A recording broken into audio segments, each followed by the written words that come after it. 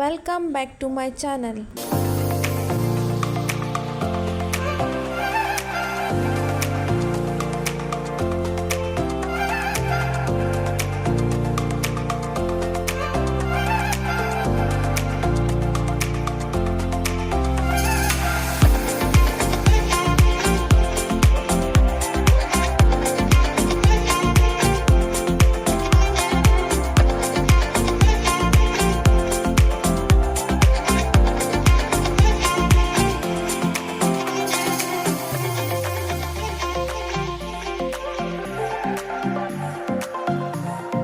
ಮೊದಲಿಗೆ ಒಂದು ಪಾತ್ರೆಯಲ್ಲಿ ಲವಂಗ,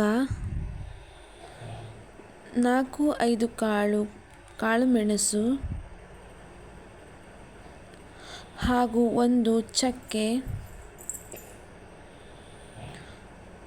ಹಾಗೂ 1 ಟೇಬಲ್ ಸ್ಪೂನ್ ಸೋಂಪು, 1 ಟೇಬಲ್ ಸ್ಪೂನ್ ಜೀರಿಗೆ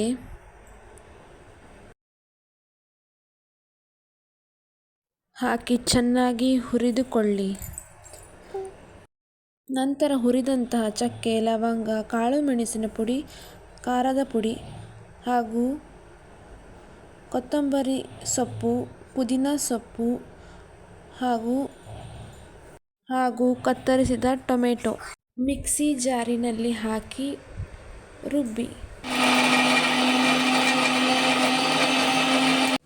ರುಬ್ಬಿದ ನಂತರ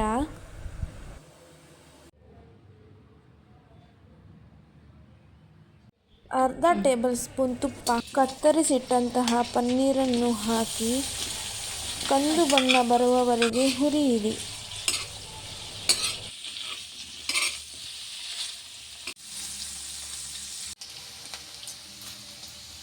ಒಂದು ಪಾತ್ರೆಯಲ್ಲಿ ಸ್ವಲ್ಪ ಎಣ್ಣೆ ಹಾಕಿ ನಂತರ ಚಕ್ಕೆ, ಲವಂಗ, ಜೀರಿಗೆ, ಕಾಳುಮೆಣಸು ಹಾಗೂ ಸ್ವಲ್ಪ ಅರಿಶಿಣ, ಕತ್ತರಿಸಿದ ಈರುಳ್ಳಿ ಹಾಗೂ ಕರಿಬೇವನ್ನು ಹಾಕಿ ಚೆನ್ನಾಗಿ ಬಾಡಿಸಿ ನಂತರ